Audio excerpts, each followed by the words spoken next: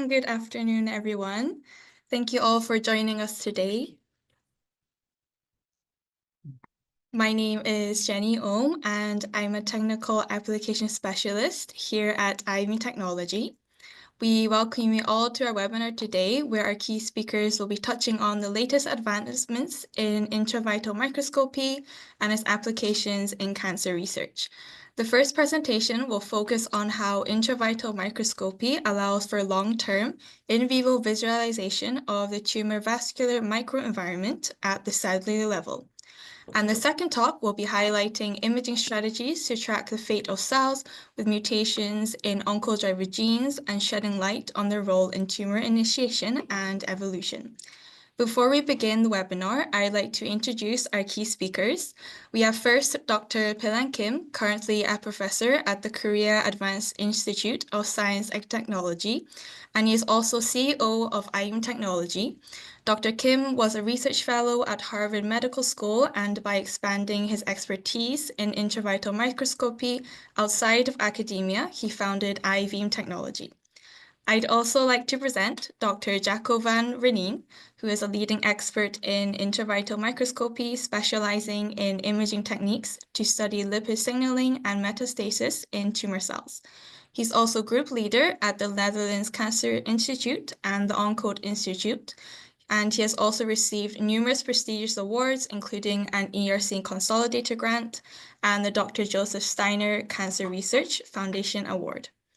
Also, with the wonderful help of Dr. Renien, IVM Technology is currently holding a 6-month demonstration of the IVM system at the Netherlands Cancer Institute. If you have any questions during the webinar, please feel free to ask through the Q&A box, and we'll address them during our Q&A session. Without further ado, I'd like to welcome our first speaker, Dr. Kim, to the floor. Okay, thank you very much. Thank you very much for the kind introduction. And also thank you everyone who joined this webinar. Okay, so let me begin. So I believe maybe some of you already heard about the intravital microscopy, but today I will mostly talk about what is intravital microscopy and how can use intravital microscope to study the cancer model in a live animal model. Okay, so I am Pilan Kim, and I also have a one COI with this company, IBM Technology. Okay, so this is the introduction slide, which can clearly shows what you can expect by using intravital microscope compared with other imaging modalities such as X-ray, PET, CT, MRI, and also IBIS. This optical imaging system can be used for whole body imaging in macroscopic scale to visualize the organs, internal organ and tissue in a live animal model. But compared to that, by using intravital microscopy, we can directly see the movement of the individual cell, like I showed in this video, right? So this red color is the neutrophil inside the lung, in the vessel. Those are labeled by antibody conjugate, anti-LY6G, Alexa-Fluor 6.7 conjugate. And then we inject those antibody conjugate to specifically label this neutrophil inside the vessel in vivo. And at the same time, we intravenously inject the FIT spectrum to visualize the blood flow. And this is just 10-minute video, which can clearly show that the neutrophil can make a cluster with each other, as you can see in here. And by doing that, it block the blood flow in this mouse model of acute lung injury model. But anyway, so this is the one very good example of what you can expect by using intravital microscope in a live animal model. And okay, in addition to that, we can also see the drug delivery in a live animal model as well. So this is another example obtained from the liver of an anesthetized mouse model. And then we use type 2 GFP mouse model. So by using it, we can clearly see the blood vessel in green color. And then we intravenously inject the fluorescently labeled nanoparticles through the hair vein. And then we can very nicely see how this intravenously injected nanoparticle show up in the liver. and then accumulated inside the liver sinusoid in real time. So intravital microscopy can acquire this kind of live cellular level video in a live in vivo animal model, and also with some molecular information. Okay. And then in my group at KAIST, and then also in IBM technology, we have been able to image almost every organ and tissue in a live animal model, in live NSI's mouse model. So we have been able to image the bone marrow, brain, this is brain tumor in the brain, retina, skin, this is the hair follicle, tumor. This particular one is a colorectal tumor model, and pancreas, spleen, stomach, small intestine, colon, well, various adipose tissue, prostate, placenta in a pregnant mouse model, and then also lymph node, memory tissue. This is a cell transplant, kidney, muscle, liver, heart, lung, and so on. And then I like to emphasize all these images, all these cellular level images were obtained from the live anesthetic mouse model. So we can directly see the movement of the individual cell in these all different tissues in the live animal model. And then let me just quickly show up how our microscope looks like. So this is intravital confocal two-photon microscope. It's capable of 4-color confocal and 4-color two-photon imaging in a single box. And then also I like to highlight this is a very high-speed system. So it's capable of real-time imaging with a speed of 50 to 100 frames per second with options. With one single one, and then with 512 by 512 pixels per frames. So with this real-time imaging capability, with 30 to 50 frames per second, we can directly visualize the flowing cells in a live anesthetic mouse model. And in this particular example, is the real-time video obtained from the stabilized lung surface, as you can see in this video. And then we also inject the fluorescently labeled red blood cell. And then this red dot is the flowing red blood cell in the lung capillaries. And also, because another good advantage of this real-time intravital imaging capability is we can use that capability to compensate the tissue motion frame by frame. Okay, so this is another real-time video obtained from the internal organ. In this particular example, this is a kidney. And those internal organs is sometimes very hard to immobilize. So instead of immobilizing, what you can do is we can just do the real-time imaging, and then do the frame-by-frame image registration to compensate the tissue motion and obtain this high SNR, high-quality motion stabilized images out of the moving tissue. So this is one good example. And then another good thing is if you think about the real-time imaging, the typical pixel dwell time is shorter than the 100 nanoseconds, which is a very short time. So in many cases, in real-time in vivo video acquisition, we suffer relatively high noise, as you can see in this video.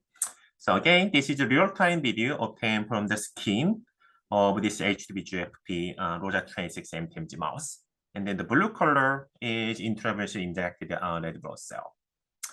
But anyway, so okay, 2 years ago, we made in collaboration with another professor at KAIST, Professor Young-Yu Yoon, we developed this real-time AI processing algorithm for denoising of the real-time video. So you can compare the raw video and denoise the videos. And then the good thing of this AI framework is it doesn't need pre-training, and then it's unsupervised and automatic model. So we can readily denoise the real-time video, as you can see in this example. And this is another example. And then you can see this relatively low SNR real-time video can be very nicely processed to increase the SNR, as you can see in this video, while preserving the temporal resolution of 30 to 50 frames per second, which is fast enough to see the individual flowing cells in the capillary of the kidney, as you can see in this video. Okay, so let me show several examples of the live cancer model visualization by using intravital microscope. Okay, to begin with, so let me just quickly explain this our long imaging window technique. So this is the stabilized long imaging window, and then by sucking out by suction through this suction hole, so we can suck out the air from inside this imaging chamber, and they build up the very gentle negative air pressure, which is enough to stabilize the surface of the lung to this transparent cover glass. Okay, and after this stabilization, with the real-time frame-by-frame motion compensation, we can obtain this very well-stabilized, high SNR video from the lung surface, which clearly shows the individual cell movement inside the vessel in the lung. So as I explained in my first slide, we can clearly see how this individual neutrophil make a contact to each other one by one and disturb the blood flow in just a couple of minutes. And for your interest, this is the procedure. So we do the intubation, as you can see in here, and then connect it to the mechanical ventilator. And then we make a skin incision on the thoracic cavity, and then expose the thoracic cavity, and then stabilize the lung surface, and do the lung tissue visualization in a live animal model. And then we can use the same principle to image the heart surface as well, so the beating heart.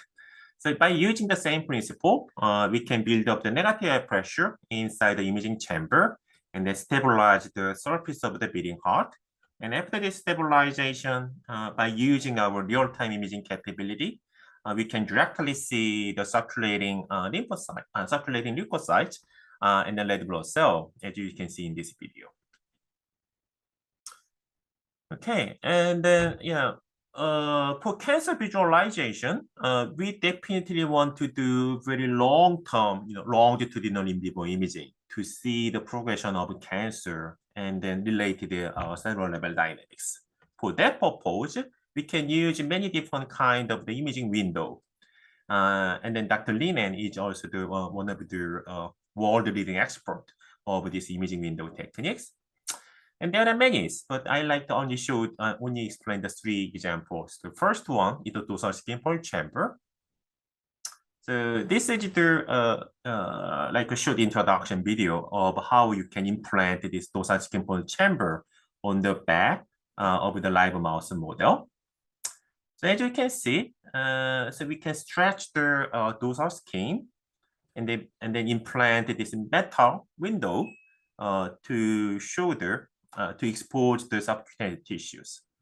So first, we do the suture to place the dorsal skin fold chamber on the back skin, and then we remove the one part of the dorsal skin and expose the subcutaneous tissue.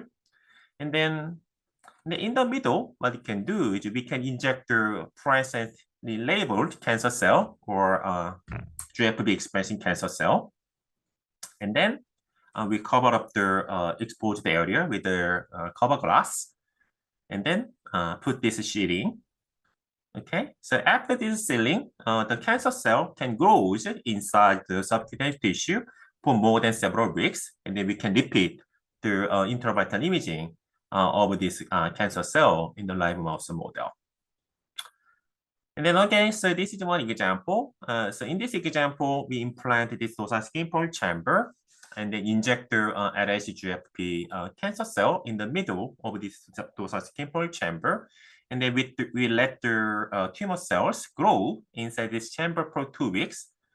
So for 2 weeks, this mouse carried this dorsal skin fold chamber, and the tumor cells grows. And then at 2 weeks after, we inject the anti-CD31 antibody conjugate, fluorophore conjugate, to label the endocellular cell in red color, as you can see in here. And then we inject the presently labeled red blood cell, which is pseudo-colored in green. So we can directly see how individual tumor vessel hold these flowing RBCs inside. So compared to this vessel, which is Calorie. So this vessel, the RBC flow is much more slower, so very sluggish. It's because of this particular capillary vessel is physically suppressed by the surrounding tumor cells at 2 time point. This is one example. And then also we can use this dorsal skin fold chamber technique to monitor the tumor drug delivery. This is one of my published work in collaboration with another groups in Purdue. And then my collaborator, they developed this nanoparticle which can target the activated endocellular, tumor endocellular, expressing P-selectin and E-selectin, which is highly expressed in human tumor cells as well, such as breast cancer. And then they developed this PLJ nanoparticle decorated with this quinic acid. And then this targeting this moiety of quinic acid can target this highly expressed selectin in the tumor endothelium. Okay. So we prepared the triple negative breast cancer model by injecting this MBA-MB231 GFP cancer cell in the middle of the dorsal skin fold chamber. And then we waited 2 weeks. And then started the mouse. And then we labeled the tumor vessel again by injecting anti-CD31 antibody in blue color. And then we inject the nanoparticle intravenously. Those were fluorescently labeled with Alexa Fluor 555 in red color. And then we repeat the imaging at 3 time points, 2 hours, 6 hours, and 24 hours after the intravenous injections. Okay. And then let me remove the green color. So this is the result. So as you can see, at 2 hours, we don't see many nanoparticle inside the tumor vessel. But at 6 hours, this is the same vessel. We can see much more increased, amount of the nanoparticle. Most of them are still inside the vessel, tumor vessels, as you can see here. And then we walk up the mouse model, put it in the cages, and then bring the mouse again the next day, and it slides again. And then we find the exact same vessel again, and then we can see even much more increased nanoparticle. But many of those nanoparticles is now outside the tumor vessel and then delivered to the cancer cell, individual cancer cell, as you can see here. So if you look carefully here, we can see 3 nanoparticle, another 3 nanoparticle here that attached to the tumor cell surface, and then in the process of the internalizations. So by using this dorsal skin fold chamber and the intravital microscopy, we can longitudinally observe the drug delivery into the tumor cell in the same mouse model. And this is one good example. And then in addition to the nanoparticle, any drug modality which can be fluorescently labeled, then we can image that drugs in a live mouse model. On the left-hand side, this is the example of the exosome fluorescently labeled exosome delivery imagings for 30 minutes. And then on the right-hand side, this is the monitoring result of the antibody drugs, again, fluorescently labeled antibody drugs in the brain for 2 days, from right after and 48 hours after the injections, okay? And then also, by using this dorsal skin fold chamber, we can find the exact same location, in the live mouse model. And then again, by using anti-CD31 antibody probe conjugate, we can directly monitor the visualize the tumor vessel remodeling with the tumors this cancer cell growth. This is day 7, day 10, and day 13. So 3 days interval imaging of exact same vessel in this live mouse model. So as you can see in here, you can see the dilation of the tumor vessel. Okay. And then, in this mouse model, we can also monitor some anti-cancer treatment effect. So on the upper side, this is with no treatment. And then on the bottom side, this is the visualization of the same area with a 6-day interval with some anti-angiogenic treatment. So on the upper side, you can clearly see the tumor vessel remodeling showing the vessel dilation, and then this liquefaction of the vessel with the growing tumor cells. But with some anti-angiogenic treatment, then we can clearly suppress this tumor vessel remodeling in this cancer model. Even if with the tumor cell growth from day 7 to day 13, still we can very nicely suppress the vessel remodeling. Okay, and then let me show you some of our ongoing work. So we make this pancreas imaging window, as you can see here. And then we made some small hole here to let the pancreatic tumor growth inside the pancreas of the live mouse model.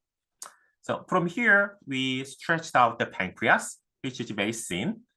And then on this side, we inject this PANCO2-GFP mouse cancer cell into the pancreas to make the orthotopic pancreatic tumor model. And then this red thing is actually spleen, which we used to like anchor to hold the whole pancreas to be in the same place inside this imaging window. And then this whole imaging window can be implanted on the side of the live mouse model. And after this implantation of the imaging window and the mouse pancreatic cancer cell, we can repeat the imaging for more than 3 weeks. So this is from day 1 to day 15. And then this is the imaging of the PANCO2-GFP cells, pancreatic cancer cell, and the vessel. And then actually this is the same location. So you can see how much this PANCO2 GFP pancreatic cancer cell growth. And then you can clearly see the angiogenic remodeling of the tumor vessel with the growth of this pancreatic cancer cell. And actually we can do this imaging every day and then find the exact same location by using this imaging window. Okay, so we first start from the low magnification images, and then we can gradually change into the high magnification objective lens to zoom in to the same microscopic locations. But anyway, this is from day 9 to day 14, and then everyday imaging of the cancer cell, PANCO2-GFP cancer cell, and then CD31 labeled tumor vessel. And then you can clearly see this very dynamic, tumor vessel remodeling from day 11 to day 12. You can clearly see this very chaotic, angiogenic tumor vessel formations from day 11 to day 12. And then if you look at here, you can clearly see the liquefaction of the tumor vessel from day 12 to day 14 in these particular areas. And then also, every day we can inject another molecular probe, which can target MECA79 in this particular example. And then we can see the turn on of this MECA79 targeting expression in the tumor vessel from day 7 to day 8. And then maintenance of this MECA79 targeted vessel from day 8 to day 10. And also, this is a pancreatic cancer. And then maybe some of you know that the pancreatic cancer can develop a lot of collagen. And then those collagen can be, non-labeled, can be visualized by using a two-photon microscope with an SHG signal, which is a second harmonic generation. So you can clearly see the increase of this collagen in this tumor, pancreatic tumor mouse model from day 10 to day 16. And then we can monitor how much this collagen deposition happens. And then also in the brain imaging, for the brain cancer, such as GBM, glioblastoma, and then we use this spontaneous GBM model and then implanted the cellular window in the brain. And then we use this TD tomato expressing spontaneous GBM mouse model. And then we can observe this very rapid vessel dilation within just 3 and 2.5 days. From here to here, you can clearly see these individual GBM cells and then dilation of the tumor vessel over time inside the brain of this GBM model. Okay, so I showed several examples of cancer model visualization in a live mouse model. by using intravital microscope. So if you're interested in this solution, please visit our webpage at ivimtech.com. And then we also, provided this all different kind of imaging window, which can be easily combined with our microscope systems. Okay, quick summary. The intravital microscopy can enable dynamic 3D imaging of various cellular dynamics in a live mouse model. And then also for some anti-cancer drug development, intravital microscopy can be a useful tool for direct in vivo imaging analysis of the tumor drug delivery to the tumor cell, and also the monitoring of their efficacy in a live animal model.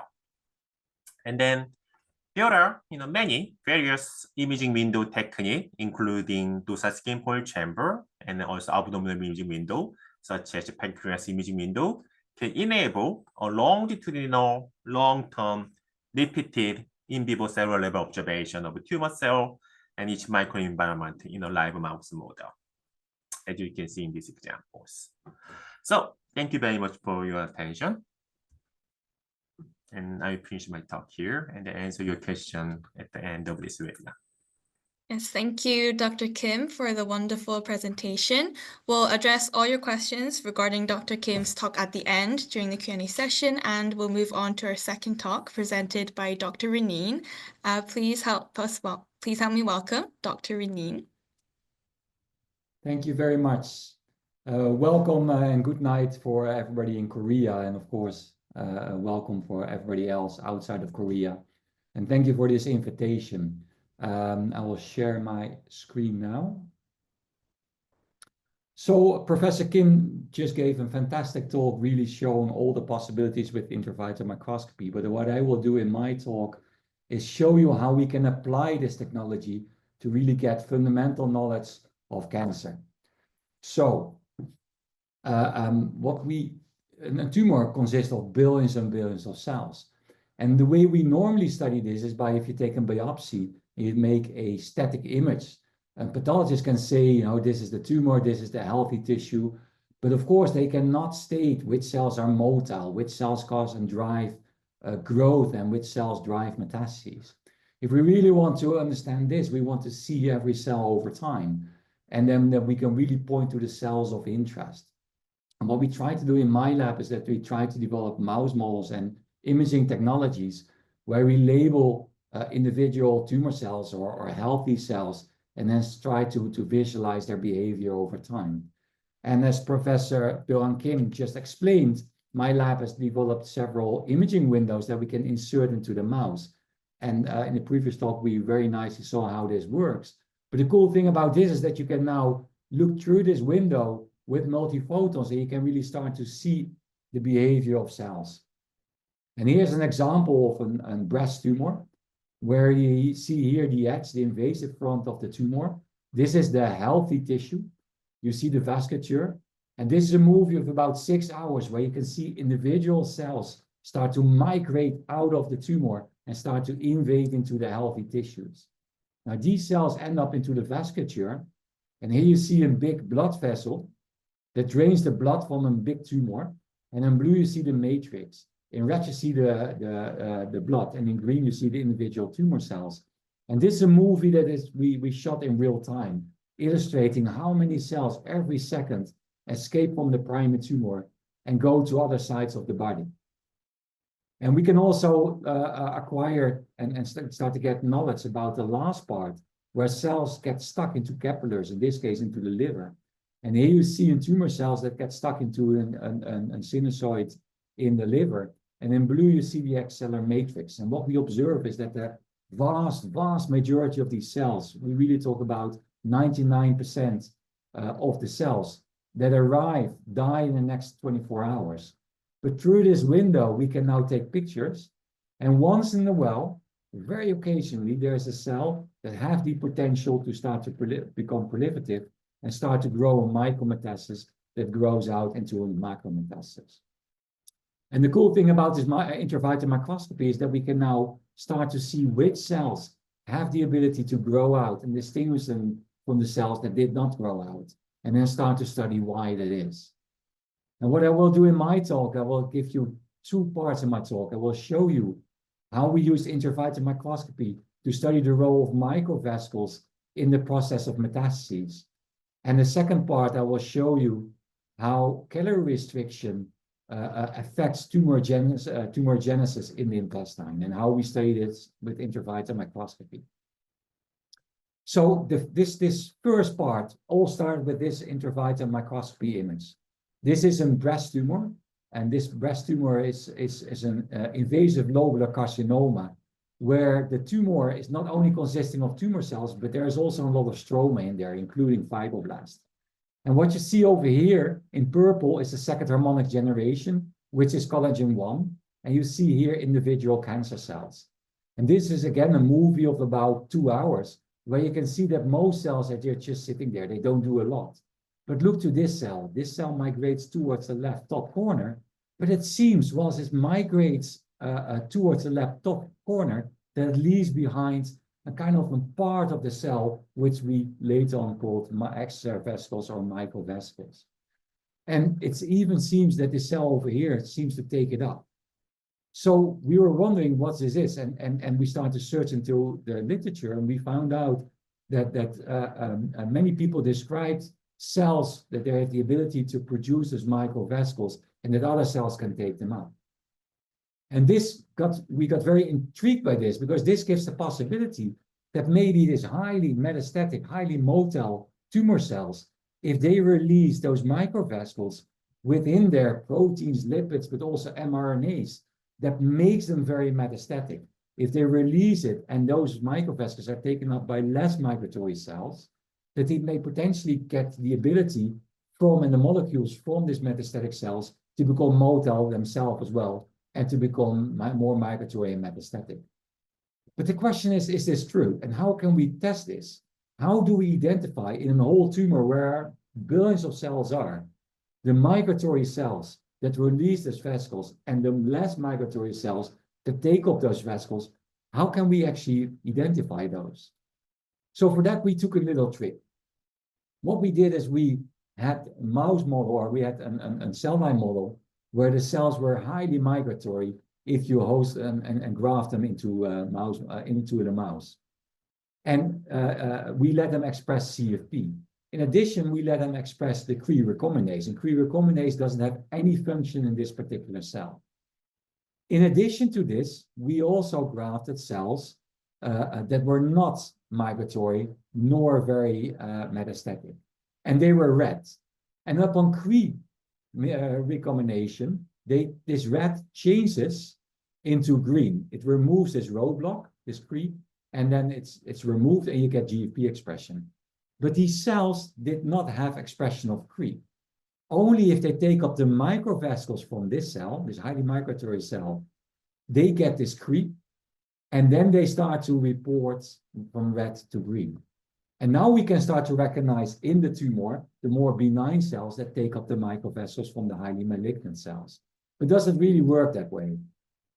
And this now is in 3D rendering of an intravital microscopy image that we took in Z-stack of the tumor.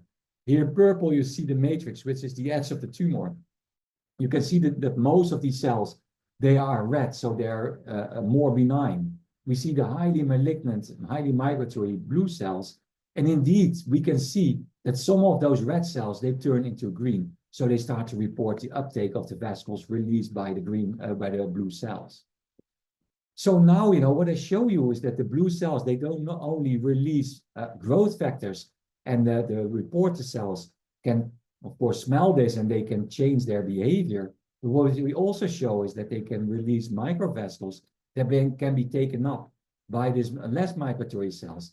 And the question is whether this affects their migratory behavior, especially since we've also shown, and I don't have the data here because that would take too much time, is that those vesicles contain mRNA and lipids and proteins that are involved in migration and metastasis. If those are actually taken up by the less migratory and less metastatic cells, the question, does that lead to more migration and metastasis? So for that, to study that, we went back to our intravital microscopy technologies, where we had now a tumor of both cell types, highly aggressive blue cells, the less aggressive red cells. And then we start to do intravital microscopy. And then this is a movie of that, where I highlighted the red cells that have not taken up the microvesicles from these highly migratory cells, and the green cells that have taken up those microvesicles from these highly aggressive and migratory blue cells. And now what we can do is we can now score their migratory path. And what we observe is that the cells that did not take up the microvesicles, they migrate only a tiny bit. But if they take up these microvesicles, their migration potential really is increasing significantly. Not only in one imaging site, but we did many imaging sites in many tumors, and we see it all the time.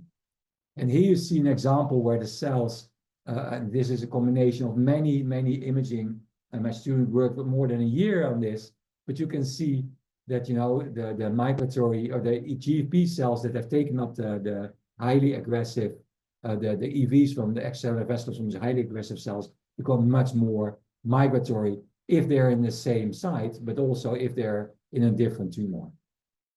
Moreover, the reverse holds true as well. If we now do the same experiment, but now the host cells or the Cree cells are much less proliferative, much less aggressive, less migratory, if now the red cells take it up, we see that migration goes down.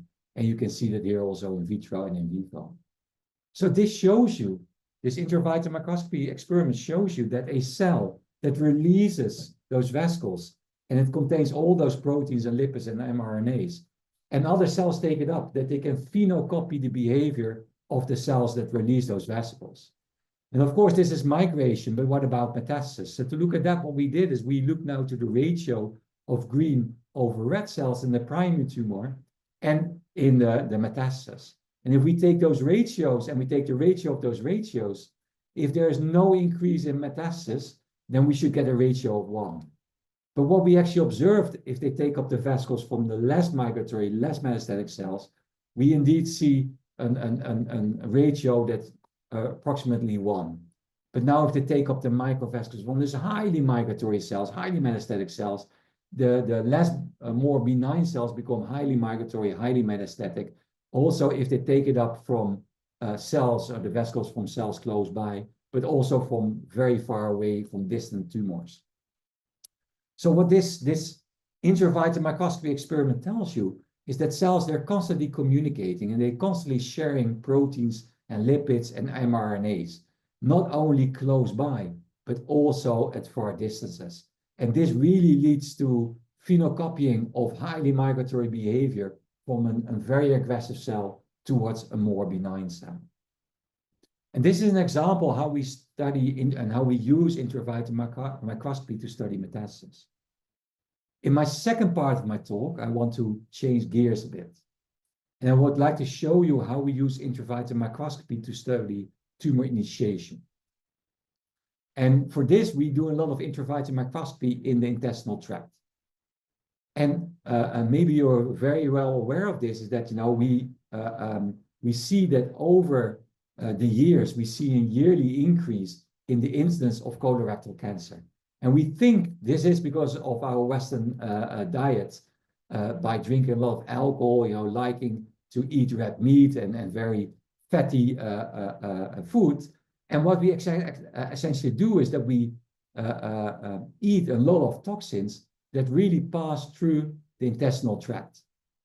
And this is not very beneficial because all those food, all those toxins, whilst they're passing the intestinal tract, they induce a lot of damage, including DNA damage. And by the age of 45, in the middle age, if you now take a sample from the tissue, from any tissue, from healthy individuals, and you start to sequence the healthy tissue, we actually, it was actually found by the Stratton lab that about 2% of all cells carry drivers and mutations in oncodriver genes.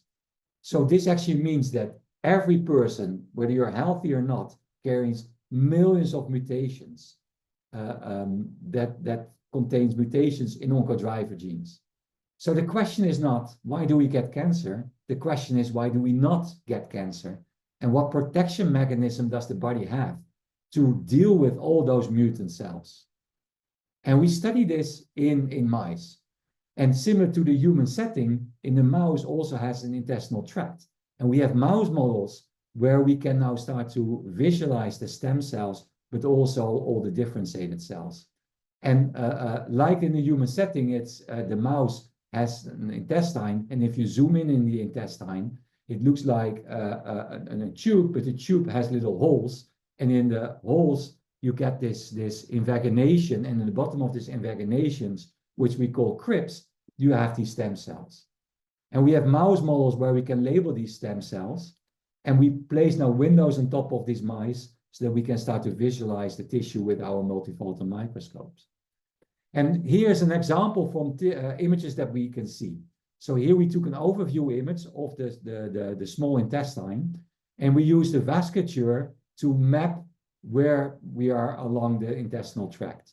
And now we can zoom in on particular regions, and then we use the vasculature again to go back to the same regions, and we can further zoom in into the crypts. And this now is an optical section of a crypt like this, and in green you see the healthy, normal stem cells in the crypt.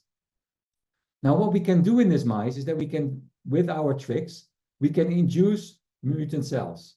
In this case, we induced over here one of the wild-type cells to become a mutant cell, so they acquired an oncogenic mutation, in this case APC. And now what we can do is the next day, but also 3-4 months later, we can start to image again the mouse placed on the microscope. We image again the intestinal tract, and we use here the vasculature as a kind of like on Google Maps to trace back exactly the same region of interest. And this enables us to come back to exactly the same crypt. And this now enables us to not only follow the wild-type cells, but also the mutant cells and start to visualize their fate. And here you see an example of it. This is now a 3D movie of a 3D reconstruction intravital imaging movie, where we see a red mutant cell and a lot of wild-type green wild-type stem cells. And all the cells that are above here, they are no longer labeled because they're differentiated. And now what we do is the next day through the window, we take again an image of this crypt, and we can see that those mutant cell has now divided into mutated cells. But now 3 days later, this whole clone is pushed out of the crypt and is now in between the non-labeled cells, the more differentiated cells. And a few days later, it's actually extruded here in the lumen, and you simply pour it out. So what I show you here is that the body has protection mechanisms where the stem cells, they divide, and they give rise to a short-lived progeny that travels like an escalator along the crypt lumen axis until they reach the tip where they shed. And this takes about 2 to 5 days. And now what I showed you is if there's mutations here along this ductal, along the crypt lumen axis, it doesn't matter because the cells will slowly move up and they will be extruded anyhow. However, if one of those stem cells get mutated, of course, it may stay in there for the rest of your life. But what we and others showed, including Hans Clevers and other people, is that, the stem cells, if you consider that as marbles on a plate, if they divide every 24 hours, there are at some moment too many cells on the plate and they start to push each other out. And that's what you can, for example, see over here. If the orange cell starts to divide, this gray cell is pushed out. And if every cell divides every 24 hours, they are constantly dividing and there's constantly too many stem cells and they're pushed out. Once they're pushed out, they start to differentiate it and move along this crypt lumen axis, and at some point, you simply put them out. But this also means that if this, for example, green cell over here, if it's a mutant cell and it initially starts to win, at some point, if the orange cell starts to take over, it will be completely pushed out and this mutant cell will disappear. So this data shows you that only if the stem cells and their progeny outcompete all the other stem cells, only then they can stay long-term to the tissue. So what we did, what we were interested in is whether things like calorie restriction would maybe influence this competition between stem cells. And we know from if you take less calories in, that this decreases the chance of tumorigenesis and increases the life expectations. And we were wondering why this is. And there were some very nice papers, in this case, in the Nature in a Cell paper about more than 10 years ago, that showed that if you calorie restrict, the number of stem cells per crypt is increasing. And this is interesting because you can imagine that if there's a mutant cell and it needs to fight against 10 cells or against 20 cells, the chance that it wins is higher if you need to fight with less competitors. It would be the same if you have one warrior and it needs to fight against 20 other warriors or against 10 warriors. The chance that it will win is much higher if you compete against less warriors. The same here. That was the idea, but is that really true? So do we indeed see that upon calorie restriction, it leads to an altered mutational survival? And here again, we use intravital microscopy. So what we now did is we imaged the same crypts over time. And what we did is we now exposed these mice to calorie restriction. So we gave them less calories to take in, so less food. And what we observed is that indeed the size of those crypts, they start to increase. Moreover, we start to see that the number of stem cells per crypt is also increasing, including the Panette cells, which gives the niche, the stem cell niche for the stem cells. So indeed, like what other people showed as well, is that upon calorie restriction, we see an increase in the number of stem cells per crypt. But now the question is, if you have more stem cells per crypt, if one of those stem cells start now to acquire a mutation, do they more frequently lose the competition? So first what we showed is that the proliferation in those crypts remains the same and the stem cells remain the same. But now we did the following experiment. At week 0, we induced a mutation in between all those mutant green cells. And now what we did is we looked to the same crypts, but then a couple of months later. And we start to see if this mutant cell has lost the competition or is still in competition with the wild-type cells, or they have outcompeted all wild-type cells and they have won. And we did it both in the control conditions and in the calorie restriction conditions. And to make a very long story short, what we see is that in the calorie restriction conditions, where there are many more cells, we see that the competition takes much, much longer. And that makes sense because if there are more competitors, it takes longer before the fight is over. But the most important measurement that we can do with this intravital microscopy study is that if we look to the chance that a mutant cell wins the competition, under calorie restriction, we observe that there is a 22% lower chance of this mutant cell to win the competition because there are many more mutant cells. Or sorry, many more wild-type competitors for these mutant cells. And so this was for a neutral mutation. What about an oncogenic mutation? So for this, we collaborate with Dustin and Owen from the Beatson Institute in Scotland. And they looked for us to exactly the same phenomenon. And essentially, they observed exactly the same, where also oncogenic stem cells have had a much harder difficulty to win the competition at the moment they experience many more competitors in the calorie-restricted condition. So the conclusion is calorie restriction increases the number of stem cells per crypt. And if one of them now gets a mutation, they need to fight against much more competitors, and therefore they much more frequently lose the competition. So this gives you an idea how intravital microscopy doesn't only help to look to metastasis, but also for investigating tumor initiation. And I would like to acknowledge the lab, the current lab, who's doing a lot of work, and I'm just representing them. This is the current lab, but also the data that I showed you today were from previous lab members that left the lab a couple of years ago, and would like to, of course, to acknowledge all the collaborators, because without them, we can't do this type of work, and the people who have financed and paid for this research. And I would like to thank you for listening, and I'm looking forward to your questions. So thank you, Dr. Reneen and Dr. Kim, for both of your very insightful presentations. We'll now begin our Q&A session and answer some of the questions that you gave us through the Q&A box. So the first question, I think, would be for Dr. Kim, is what depths can you achieve with iVeem tech? Okay, so in my presentation, I show the confocal microscope and confocal intravital microscope and two-photon intravital microscope. And these two type of intravital microscope has different penetration depths. With the confocal intravital microscope, we can expect 100 to 150 micrometer, depending on the type of tissues, such as skin and brain. And then with the intravital two-photon microscope, we can expect 200 to 400 or even 500 micrometer in penetration depths. Again, it's all depending on the type of tissue. So in case of skin, we penetrate less. In case of a brain, we can penetrate more. So with the two-photon microscope in the brain, we can expect like 400 to 500 micrometer, for example.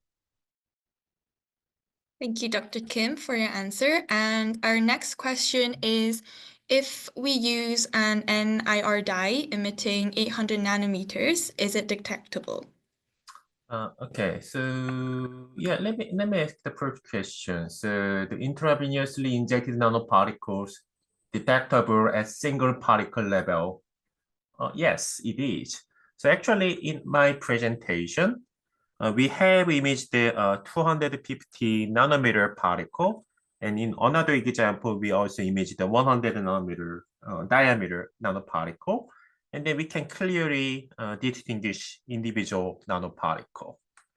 So if you think about it, the resolution, the imaging resolution of the confocal and two-photon microscope is in the range of 250 to 400 micrometer.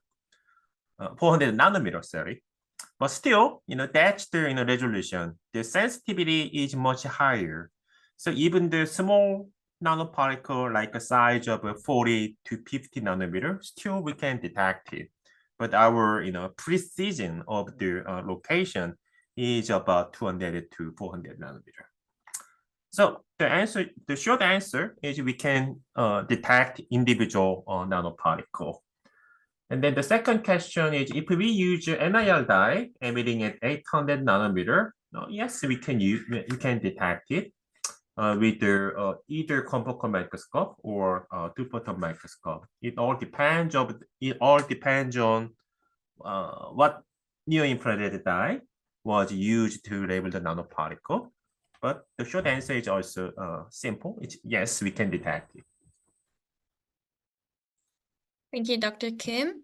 And so the next question, I think it could relate to both Dr. Kim and Dr. Renin's presentations.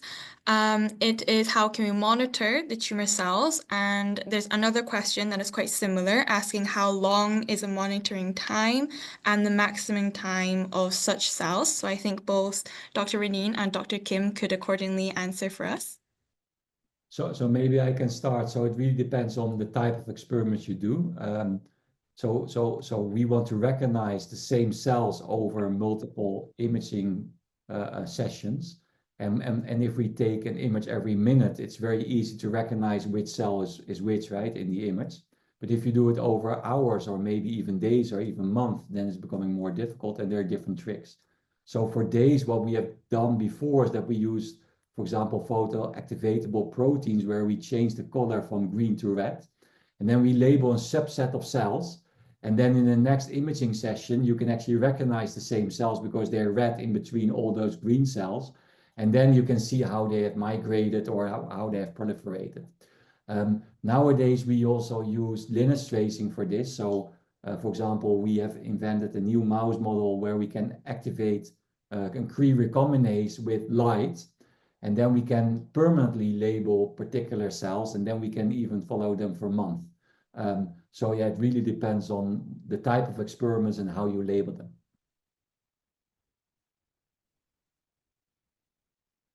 Okay, and then let me add one answer for the maximum time. So for each single imaging session, the maximum time is how long. It's basically limited by how long you can keep the mouse anesthetized under the microscope.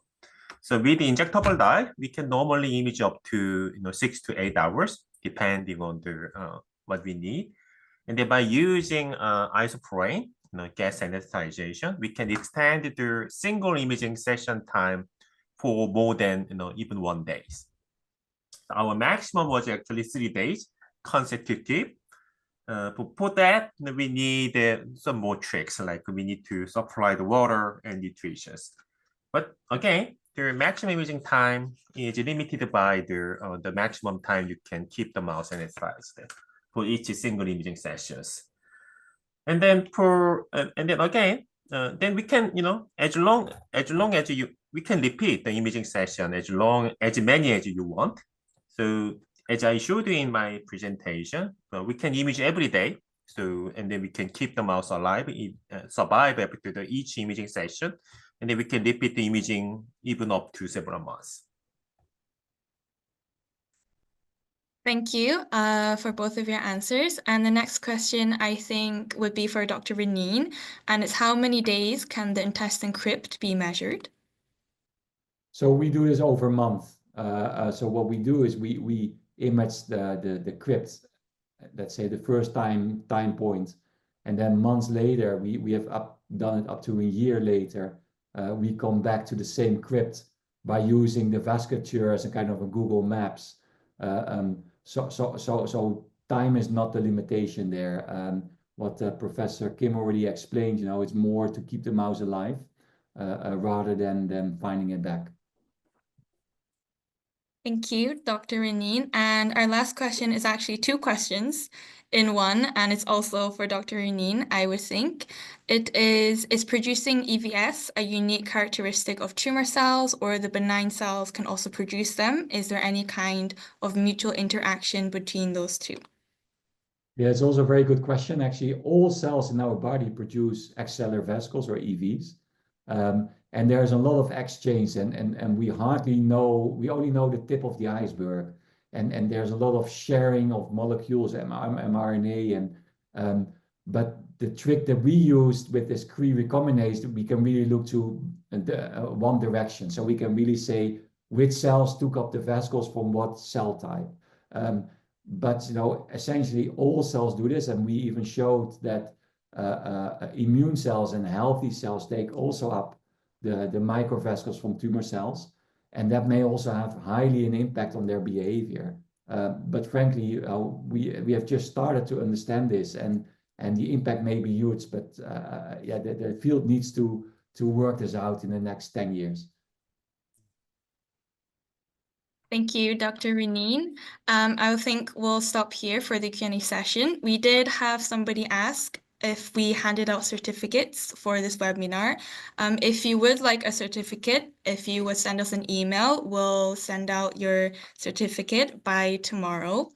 And so thank you everyone for all your questions. If you have any more questions, please feel free to reach out to us again at information@ivmtech.com. And today's webinar recording will soon be available on our YouTube channel. And at IVM Technology, we offer both on-site demos starting from a couple of days to weeks. For example, as I mentioned before, we're currently holding a 6-month demonstration at the Netherlands Cancer Institute, and we also offer virtual demos through Zoom upon request. We can also test your samples through our CRO research services and provide training for new animal surgery models for short-term and long-term intravital imaging. We appreciate your passionate interest in our webinar today, where our experts Dr. Renine and Dr. Kim shared their expertise and insights on intravital microscopy, and we thank you again for your time and look forward to seeing you soon. Thank you all so much for attending.